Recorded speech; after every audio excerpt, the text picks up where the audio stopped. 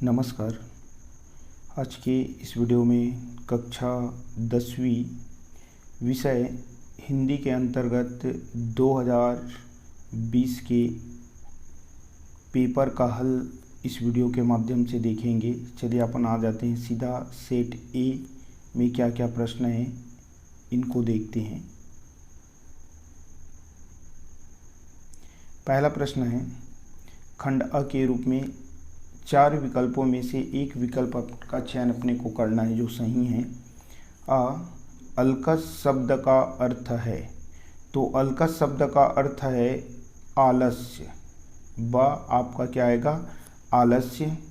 दूसरा, कन्यादान कविता में संवाद हो रहा है, किसके बीच संवाद हो रहा है? तो इसमें आएगा अपने पास माँ और बेटी के बीच। तीसरा प्रश्न है, देखता हूँ मैं स्वयंवर हो रहा है, प्रकृति का अनुराग अंचल हिल रहा है, यह काव्य पंक्ति किस पाठ की है? यहाँ पे नाम दिया गया है तो हमारे पास इसमें आएगा ब चंद्र गहना से लौटती बेर। चौथा है, घीसा ने अंतिम विदाई में अपनी गुरु माँ को क्या भेंट दी? भेंट में क्या दिया? तो घीसा ने दिया तरबूज, तो द तरबूज आएगा। आगे है पांचवा पूछा गया है कि मीरा के आराध्य थे, तो मीरा जी के आराध्य कौन थे? ब कृष्ण। उसके बाद आ जाते हैं उचित संबंध जोड़ों में। हमारे पास ये 5 है। का वाले खंड में अपनी अपनी बीमारी पाठ का नाम है। एक था पेड़ एक था ठूंठ, अमर सिंह, वीर नारायण सिंह, साध और मरिया। मैच करने के लिए ऑप्शन दिया निबंध, व्यंग, कविता, कहानी और जीवन वृत्त। तो देख लेते हैं। ये पहला है हमारे पास अपनी अपनी बीमारी। अपनी अपनी बीमारी क्या है? ये एक क्या है? व्यंग है, इसलिए यहाँ पे ये पहला का उत्तर हुआ व्यंग। एक था पेड़ एक था ठूंठ, ये क्या है? ये निबंध है, तो ये निबंध आ जाएगा, ये दूसरा का उत्तर। उसके बाद है अमर शहीद वीर नारायण सिंह, ये क्या है? एक जीवन वृत्त है, ये तीसरा का उत्तर। साध एक क्या है? कविता है, तो ये चौथा का उत्तर। और मरिया क्या है? एक कहानी है, इसलिए ये हो गया 5वां। इस प्रकार से सभी का उत्तर मिल गया जिसको आपको क्रमशः लिखना है। अब देखते हैं रिक्त स्थानों की पूर्ति कीजिए। पहला है, देवदास बंजारे खाली स्थान के शीर्षस्थ कलाकार थे, तो ये थे पंथी नृत्य के शीर्षस्थ कलाकार थे। दूसरा, अमरकंटक ने अपनी आत्मा से खाली स्थान को जन्म दिया है, तो इन्होंने जन्म दिया है नर्मदा को। तीसरा है, निर्झर में गति है, खाली स्थान है वह आगे बढ़ता जाता है, तो निर्झर में गति है, यौवन है वह आगे बढ़ता जाता है। धरती के हीरा खाली स्थान को कहा गया है, तो यहाँ पे आएगा मनुष्य को कहा गया है। भूख तो अपने आप में एक क्या होती है? साग होती है। माटी वाले पाठ में ये कथन कहा गया है। आगे बढ़ते हैं, प्रश्न उत्तर में आ जाते हैं। 2 अंकों वाले प्रश्न पहले देखते हैं। प्रश्न नंबर है हमारे पास पहला, काले माथे वाली चिड़िया किस तरह से मछली पकड़ती है? तो काले माथे वाली चिड़िया किस तरह से मछली पकड़ती है? प्रश्न उत्तर में क्रमांक 2 में है, काले माथे वाली चिड़िया तालाब के ऊपर दूर उड़ते हुए मछली को देखकर झपट्टा मारकर ले जाती है। यानी तालाब के ऊपर दूर में उड़ता रहता है, जैसे ही तालाब के जल में कोई हलचल होता है तो झपट्टा मारकर तेज गति से आकर उस मछली को पकड़कर पुनः आकाश में उड़ जाती है।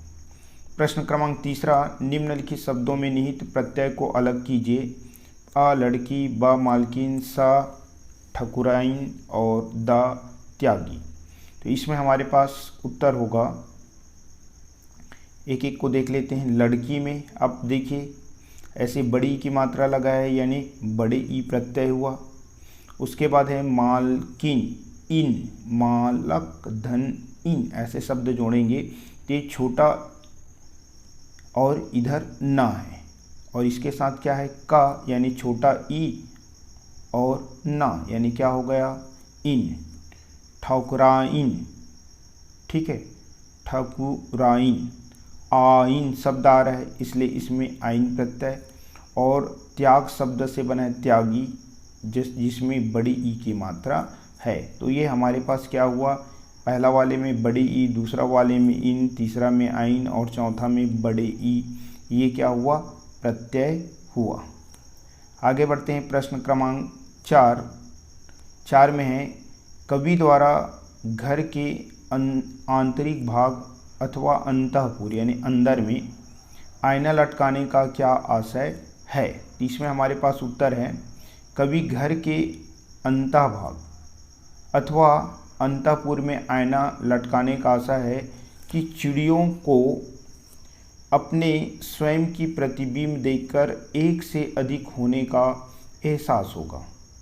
चिड़ियों द्वारा अपनी प्रतिछाया को देखकर यानी अपने प्रतिबिंब को देखकर बार बार चोंच मारने से तथा आने जाने से घर में जो चहल पहल होने लगेंगे, जिससे घर का सूनापन कुछ हद तक दूर हो जाएगा। यानी कवि क्या करता है, अपने घर के जो मुख्य दरवाजे है उसमें धानों की बालियां वाली झालर और अंतःपुर में दर्पण लगाता है। झालर के द्वारा चिड़िया जो है उनके मुख्य दरवाजे पर आता है। अंतःपुर में जब वो प्रवेश करती है तो दर्पण दिखता है। दर्पण में स्वयं के प्रतिबिंब को देखकर 1 से 2 मानकर उसमें बार बार चोंच मारती है, जिससे घर का सूनापन जो है कुछ हद तक दूर होता है।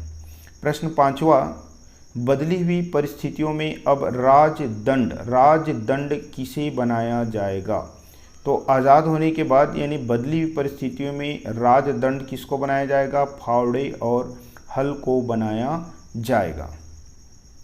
उसके बाद है हमारे पास प्रश्न क्रमांक 6 रीतिबद्ध काव्य के किन्हीं 2 कवियों के नाम लिखिए। यहाँ पे मैं 5 कवियों का नाम लिखा हूँ और उसकी एक एक रचना। आपको क्या करना है, केवल और केवल 2 का नाम लिखना है। संभावना अगर आपको संदेह लगेगा तो 3 लिख देंगे ताकि एक आध गलत हो जाए, फिर भी आपको पूरे में अंक मिले। तो यहाँ पे देख लेते हैं क्या दिया है। पहला है चिंतामणि, दूसरा मतीराम।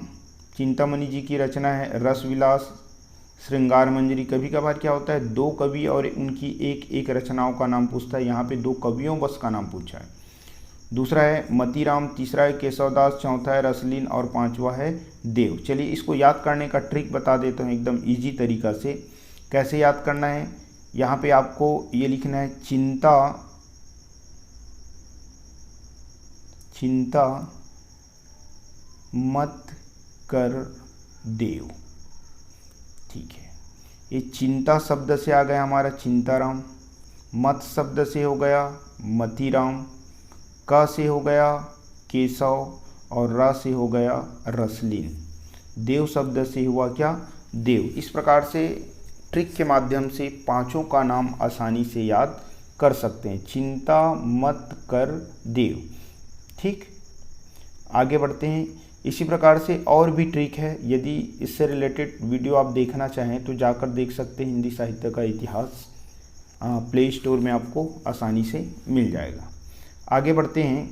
प्रश्न क्रमांक है 7वां, शक्ति की आराधना जंवारा का वर्णन कीजिए। जंवारा का वर्णन करने के लिए बोला गया है, तो उत्तर क्रमांक हमारे पास 7 है। जंवारा के बारे में क्या है, शक्ति की आराधना जंवारा है, यानी माँ शक्ति की आराधना इसमें की जाती है। नवरात्रि के पर्व में गेहूँ उगे हुए अंकुर के माध्यम से, गेहूँ के जो उगे हुए अंकुर है उसके माध्यम से शक्ति स्वरूपा प्रकृति पूरे गांव को बल देती है। जंवारा गीत 2 पाख में गाए जाते हैं। ये हमारे पास है, एक कुंवार माह और दूसरा है चैत। दोनों में नवरात्र होते हैं जिसमें जंवारा गीत गाए जाते हैं और माँ शक्ति की आराधना की जाती है। शक्ति स्वरूपा के गीत उसमें गाए जाते हैं। 9 दिनों तक इन गीतों के माध्यम से माँ की पूजा आराधना की जाती है। तो इस प्रकार से हुआ जंवारा गीत। आगे बढ़ते हैं। प्रश्न 8वां, पुरस्कार कहानी प्रेम और संघर्ष का अनूठा उदाहरण है। इस कथन के पक्ष में अपना विचार दीजिए। ठीक है, तो उत्तर हमारे पास क्या हो जाएगा? पुरस्कार कहानी की मुख्य जो नायिका है वो कौन है? मधुलिका।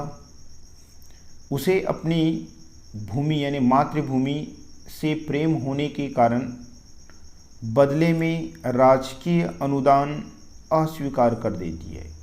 यानी उनको अपनी जो भूमि है, अपने पितामहों की जो भूमि है उसके प्रति उनके मन में बहुत प्रेम का भाव था, आदर का भाव था, जिसके कारण से इनके खेत का चयन जो है राजा का खेत के रूप में हुआ। कृषि महोत्सव में जो मनाए जाते हैं उसके खेत के रूप में हुआ। तो वो जो है अपने राज्य के नियम को तो मानती है और नियम में जो है उस रीति रिवाज के आधार पर अपने खेतों में जो प्रक्रिया है, त्यौहार मनाने का जो तरीका है उनको करने के लिए देती है। लेकिन उनके द्वारा, राजा के द्वारा जो स्वर्ण मुद्रा दी जाती है, खेत की जो मूल्य है उनके चौगुनी, उनको वो क्या कर देती है? अस्वीकार कर देती है। जिसके कारण दूसरे के खेतों में काम कर संघर्षमय जीवन जीना पड़ा। किंतु अपनी मातृभूमि से उसे प्रेम था, इसलिए उसने मगध का दस्यु जो राजकुमार था अरुण के आक्रमण की सूचना कौशल नरेश को देकर अपनी मातृभूमि की रक्षा करती है। अरुण उस पर आसक्त था, यानी वो खुद अरुण की प्रेमिका थी। इस कारण से कौशल नरेश से उसके साथ प्राण दंड मांगती है, यानी मुझको भी अरुण के साथ प्राण दंड मिले। यह मातृभूमि के प्रेम और दुश्मन से संघर्ष का अनूठा उदाहरण है। वास्तव में ये कहानी बहुत ही अच्छी कहानी है जयशंकर प्रसाद जी का। आगे बढ़ते हैं। प्रश्न क्रमांक 9, लेखक की माँ को जेब कतरे ने पैसे क्यों भेजे? तो इसका उत्तर होगा आपके पास, लेखक की जेब से माँ के नाम लिखा पत्र मिला। यानी जेब कतरा जो है, लेखक के जेब को जब कतरा तो उसके जेब में माँ के नाम लिखा हुआ एक पत्र मिला। उसे पढ़कर जेब कतरे जो है द्रवित हो गया। माँ तो सबकी एक जैसी होती है, वह क्यों भूखी रहे, ऐसा सोचकर वो जो है लेखक के माँ को पैसे भेज देता है। लेखक के जेब से 9 रुपये था और 41 रुपये वो जो है एक्स्ट्रा डालकर लेखक के माँ को क्या भेजता है? पत्र भेज देता है। कौन? जेब कतरा। आगे बढ़ते हैं। प्रश्न क्रमांक है कौन सा? 10वां, छायावाद की कोई 3 विशेषता लिखिए। ये आपके पास यूनिक आंसर है। आपको बताया था इससे पहले वाले भी वीडियो में, चाहे वीर गाथा काल हो, चाहे भक्ति काल हो, रीति काल हो, आधुनिक काल हो। आधुनिक काल में जितने भी प्रकार हैं, भक्ति काल में जितने भी प्रकार हैं, रीति काल में जितने भी प्रकार हैं, भक्ति काल में जैसे सगुण हो गए, निर्गुण, राम भक्ति, कृष्ण भक्ति, प्रेम मार्गी और आपका क्या हो जाएगा? ज्ञान मार्गी। भारतेंदु युग, द्विवेदी युग, छायावाद, प्रगतिवाद, प्रयोगवाद, कुछ भी आ जाए, नई कविता भी आ जाए तो भी आपको इसको लिखना है। पहला आपको क्या लिखना है? विशेषता। इस काल के कवि, आधुनिक काल में आप लेखक भी लिख सकते हैं, इस काल के कवि द्वारा प्रकृति चित्रण किया गया, यानी कविताओं में या रचनाओं में प्रकृति चित्रण आपको मिलेगा। दूसरा, इस काल के कवियों के रचनाओं में आपको क्या मिलेगा? नारी सौंदर्य का चित्रण मिलेगा। नारी सौंदर्य, नारी भावना, नारी प्रेम, ऐसे भी लिख सकते हैं। प्रेम और सौंदर्य का चित्रण किया गया। प्रेम और सौंदर्य का चित्रण, ये 3 नंबर आपको दिलाएगा। निश्चित तौर पे इनको अच्छे से देख लेंगे। आगे बढ़ते हैं। अब आ जाते हैं सीधे प्रश्न क्रमांक आपका 11 से। यहाँ से प्रश्न का क्रमांक अलग अलग सेटों में भले ही अलग अलग हो, जैसे ए सेट में 11वें नंबर का प्रश्न है, यही प्रश्न जो है बी सेट में क्रमांक बदल जाएगा, सी में क्रमांक बदल जाएगा, लेकिन ये प्रश्न जो है 4 अंकों से हर सेट में रहेगा। इसी कारण इसको सीधा एक बार ही समझाया जा रहा है सिंपल से सरसरी तौर पे। चलिए, इसमें बोला गया है भावार्थ लिखना है। तो भावार्थ कैसे लिखना है, हमारे पास 2 कविता दी गई है। मैं यहाँ स्वच्छंद हूँ, जाना नहीं है, ये आपका कहाँ का है, बादल को घिरते देखा है पाठ। दूसरा है अमल धवलगिरी के शिखर पर। तो आपको लिखना कैसे है ये पैटर्न आपको मैं बता रहा हूँ, दोनों में से कोई एक के बारे में लिखना है। आपको पूछा है भावार्थ, लेकिन जनरली आप लोग गलती क्या करते हैं, संदर्भ, प्रसंग, व्याख्या और विशेष लिखते हैं। आपको जो पूछा गया वही लिखे। भावार्थ पूछा है तो भावार्थ लिखे। तो लिखने का तरीका केयर कर लो। प्रस्तुत पद्यांश या कविता में यहाँ पे आपको पाठ का नाम लिखना है। मान लीजिए बादल को घिरते देखा है कि कवि, उनके कवि का नाम यहाँ पे लिखना है, ठीक है। उसके बाद कवि ने क्या कहा है इसको यहाँ पे लिखेंगे, वो क्या कहलाएगा, प्रसंग, ठीक, प्रसंग, यानी इस प्रकार से कहते हैं कि। उसके बाद इधर जो वर्णन करेंगे वो क्या कहलाएगा, आपका व्याख्या कहलाएगा। इसमें हुआ क्या, पाठ का नाम आ गया, कवि का नाम आ गया और यहाँ पे प्रसंग भी आ गया। पाठ का नाम, कवि का नाम, संदर्भ, और यहाँ पे जो लिखा गया है वो क्या हो गया, प्रसंग। तो इसी पैटर्न में आप लोग लिखेंगे। अब आ जाते हैं सीधे प्रश्न क्रमांक 12। दुनिया में क्या नहीं, कौन सी चीज़ मैंने अपने हाथों से पैदा नहीं की, इस कथन को ध्यान में रखकर मजदूरों के द्वारा किए गए निर्माण कार्यों को अपने शब्दों में लिखे। 4 अंक है। यहाँ पे कुल 9 निर्माण कार्यों के यहाँ के बारे में आपको बता रहे हैं। इनमें से जो आपको अच्छा लगे वो आप क्या करेंगे, लिखेंगे। पहला है मैं मेहनत कश मजदूर हूँ, यानी मजदूर कहता है कि मैं मेहनत कश यानी मेहनत करने वाला मजदूर हूँ। दूसरा, मेरे कंधों पर भूमंडल का भार है, यानी मजदूरों के कंधों पर भूमंडल का क्या है, भार है। तीसरा है मेरे निर्माण की परिधि की व्यापकता अनंत है, यानी हर क्षेत्रों में ये काम करता है, इनके कोई दायरा में नहीं है। बड़े समुंदर का मैंने जल सुखाया। 5वां, मैंने चट्टानों को छाती में उठाकर कई फीट ऊपर चढ़ाया। 6वां, मैंने पहाड़ काटा, चट्टानें खोदकर खनिज निकाला। 7वां, मैंने ज़मीन को खोदकर उसे जोत बोकर सोना उगलने के लिए मजबूर करता था। 8वां, जंगल काटकर मैंने गांव, कस्बे और नगर खड़े किए। ये सब मजदूरों के कारण ही हुआ। मैं तृण से ताल यानी सुई के नोक से लेकर बड़े बड़े जहाज तक का निर्माण मजदूरों के द्वारा किया जाता है। ये पाठ में जाके देखना, और ही अच्छे ढंग से इस पाठ को मैं समझाया हूँ। 2 प्रश्नों को लेकर पूरे पाठ को कंप्लीट समझा दिया हूँ। आगे बढ़ते हैं। बीमारी को लेखक ने किन किन संदर्भों में प्रयोग किया है, और दूसरा, टेक्स को बीमारी के रूप में देखने का क्या आशय है। यानी 2 प्रश्नों को एक में ऐड करके दे दिया है। इसका उत्तर है बीमारी शब्द को लेखक ने महत्वाकांक्षा, अपेक्षा, प्राणघातक आदि संदर्भों में प्रयोग किया है। उसके बाद है टेक्स को बीमारी के रूप में, यानी एक चीज़ों को केयर करना है, महत्वाकांक्षा, अपेक्षा और प्राणघातक आदि संदर्भों में क्या किया है, प्रयोग किया है। टेक्स को बीमारी के रूप में इसलिए देखा जा रहा है क्योंकि टेक्स पीड़ित व्यक्ति को इससे छुटकारा नहीं मिल सकता। टैक्स जिन पर लगा रहता है वह उनकी आय का प्रमाण है, फिर टैक्स देने से इनकार नहीं करना चाहिए। यानी टैक्स बीमारी नहीं बल्कि क्या है, एक आवश्यकता है। जो भी टैक्स देते हैं उसी से सरकार जो है देश की विकास की योजना बनाते हैं।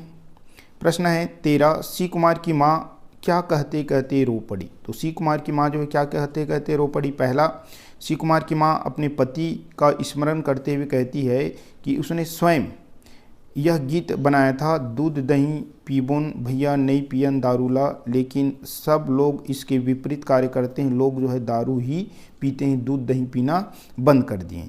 दूसरा है, सबके हाथों में मदिरा और उसका सेवन कर वह पंचायत में फैसला करते हैं। यानी पंचायत में बैठने वाले लोग सभी लोग पी खाकर पंचायत में बैठते हैं और वो बैठकर वो लोग क्या करते हैं, निर्णय देते हैं, फैसला देते हैं। तीसरा, वे यानी बैठक में जो निर्णय लिया गया उसमें कहा गया कि वे बिना मरिया भात के अर्थात मृत्यु भोज खाए नहीं रह सकते। इन बातों को कहते कहते सी कुमार की माँ जो है रो पड़ती है।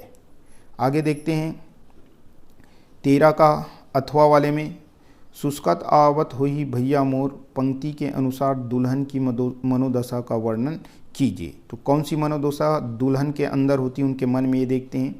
तो शुष्कत आवत हुई भैया मोर पंक्ति के अनुसार कवि विदाई के समय दुल्हन की मनोदशा का वर्णन करते हुए कहते हैं, क्या कहते हैं कि मेरी विदाई के लिए मेरे भैया आते होंगे और मेरी याद में सिसक सिसक कर रो रहे होंगे। डोली उठाने वाले, जिसे क्या बोला जाता है, कहार, तुम छाह में डोली लेकर उनके आने की प्रतीक्षा करो। यानी इसमें होता क्या है कि जब लड़की को विदाई दिया जाता है शादी के बाद, तो उनके भाई के हाथों से उनको विदा करते हुए अंतिम विदा के रूप में भाई से मिलने के बाद उनको विदाई दी जाती है। तो उसी के इंतज़ार में बहन जो है अपने भाई का इंतज़ार करती रहती है और उनकी जो मन में जो दशा होती है उसी के बारे में यहाँ पे बताएं। प्रश्न है 14, कवि ने जीवन की समानता झरने के किन किन रूपों से की है, अपने शब्दों में लिखिए। क्या क्या झरना में और जीवन में क्या समानता है, ये क्या चीज़ है कॉमन दोनों में, ये देखते हैं। दोनों में क्या है, जोश है। झरने में भी आगे बढ़ने की जोश है, नौजवानों के अंदर भी कुछ भी कर गुजरने की जोश रहता है। दूसरा, दोनों में गतिशीलता और क्रियाशीलता है, दोनों गतिशील रहता है, दोनों क्रियाशील रहते हैं। दोनों में बिना सोचे समझे आगे बढ़ने की कामना होती है। चौथा, दोनों नियत मार्ग पर चलते हैं, एक निश्चित मार्ग पर वो लोग आगे बढ़ते हैं। पांचवा, दोनों मार्ग में आने वाली बाधाओं से लड़ते और उसे पार करते हुए आगे बढ़ते हैं। इन चीज़ों को केयर करते हुए लिखेंगे। अब आ जाते हैं हमारे पास कौन से प्रश्न है, प्रश्न क्रमांक 13 का अथवा में आ जाते हैं। ठीक है, क्या दिया है, प्रश्न 14 का ही अथवा है।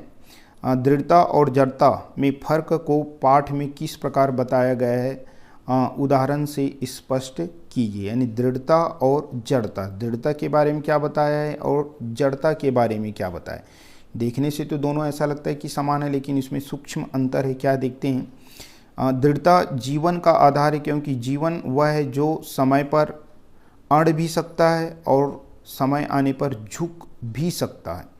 हमारे व्यवहार में लचीलापन, समन्वयवादी दृष्टिकोण होना चाहिए।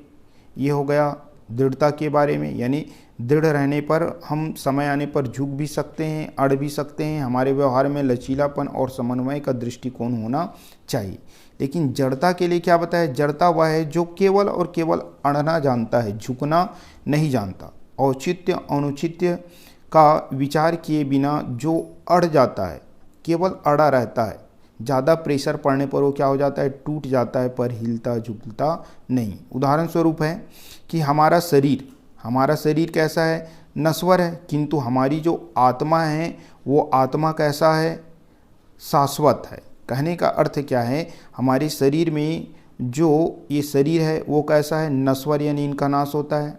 उसके अंदर जो आत्मा है वो कैसा है, शाश्वत है, यानी उनका नाश कभी भी नहीं होता। वह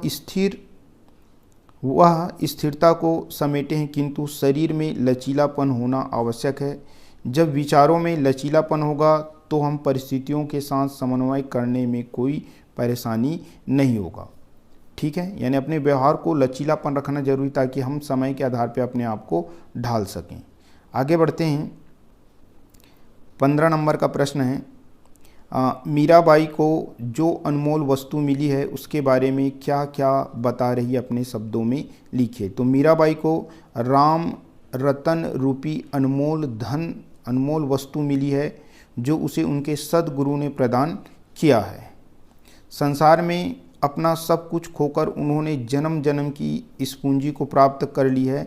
यह ऐसी पूंजी है जिसे न खर्च किया जा सकता है, न चोर चुरा सकता है। इसे जितना खर्च करो यह उससे 100 गुना ज़्यादा बढ़ता जाता है। आगे कहते हैं, कहने का तात्पर्य है कि मीरा ईश्वर की भक्ति में स्वयं को तल्लीन कर लिया है। ईश्वर के शरण में आकर अपनी शुद्ध बुद्ध खोकर अपने जीवन को सार्थक कर लिया है। ये मीराबाई के बारे में। इसके अथवा को देख लेते हैं। अथवा में हमारे पास है, लेखक बनने के लिए शरद बाबू के क्या क्या सुझाव थे, यानी लेखक अमृत लाल नागर को शरद बाबू ने क्या क्या सुझाव दिए थे लेखक बनने के लिए। तो उन्होंने क्या सुझाव दिया था, पहला, जो लिखना सो अपने अनुभव से लिखना, अपने अनुभव से लिखना, किसी के चीज़ों को चुरा कर या किसी के बातों पे आकर आपको नहीं लिखना है। दूसरा, अपनी रचना को लिखने के बाद तुरंत किसी को दिखाने, सुनाने या सलाह लेने की आदत मत डालना। लिखित साहित्य को अपने पास रखना, उसे बार बार पढ़कर ठंडे मन से उसमें जो भी त्रुटि हो उसको सुधार करते रहो।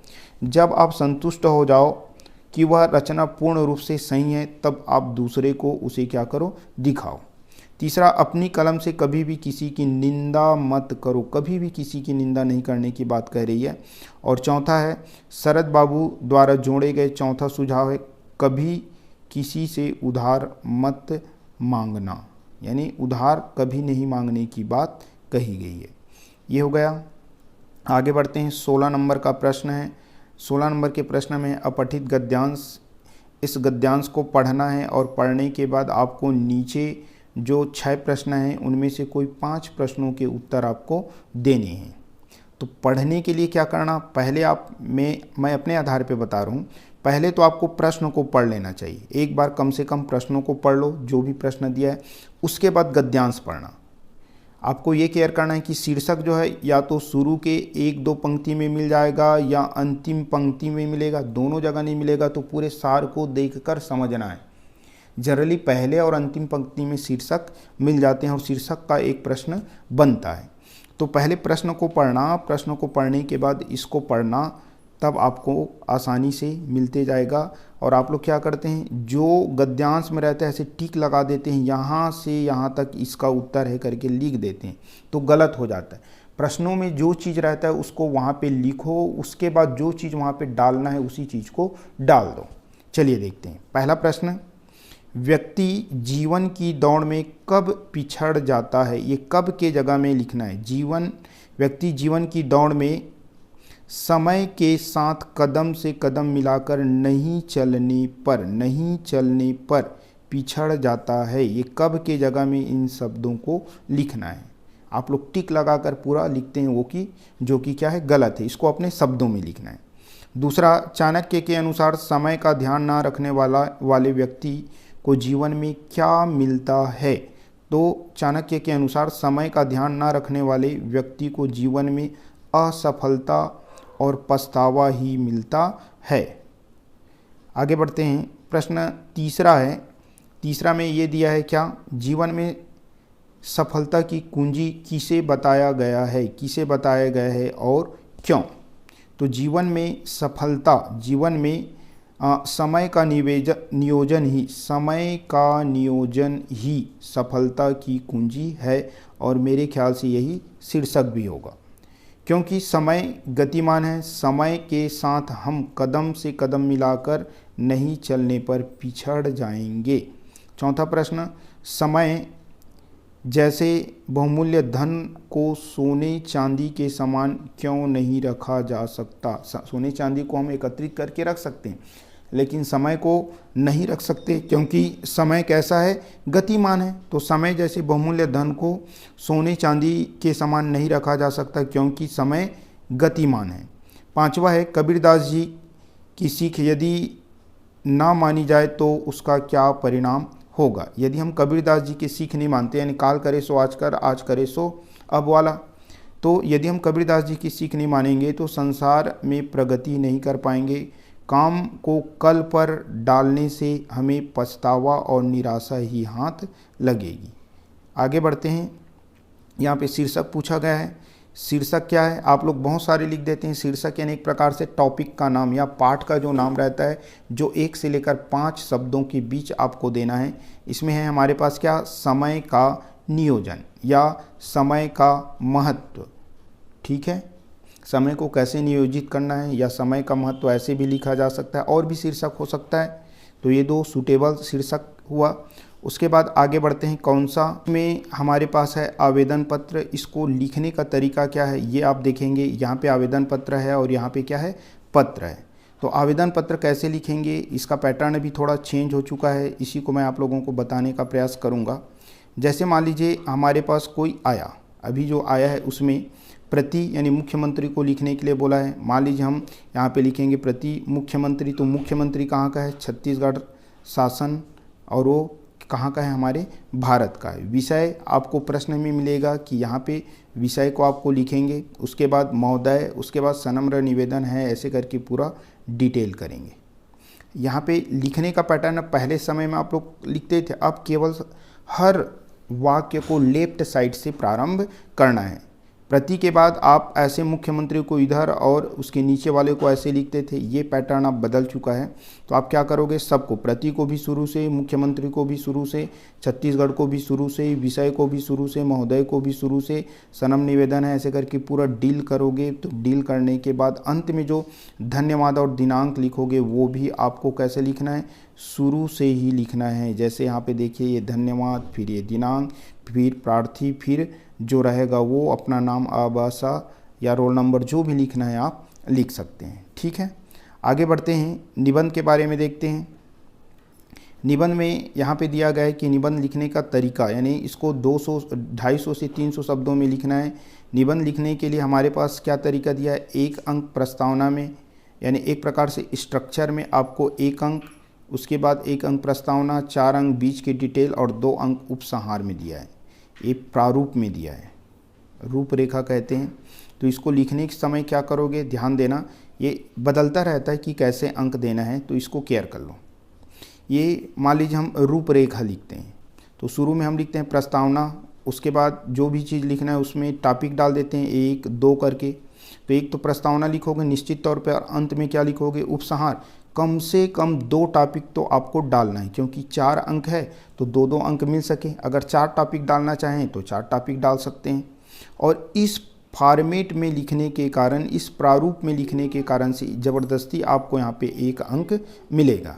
इस प्रकार से ये वीडियो हमारा समाप्त हो जाता है। वीडियो देखने के लिए आप सभी को बहुत बहुत धन्यवाद।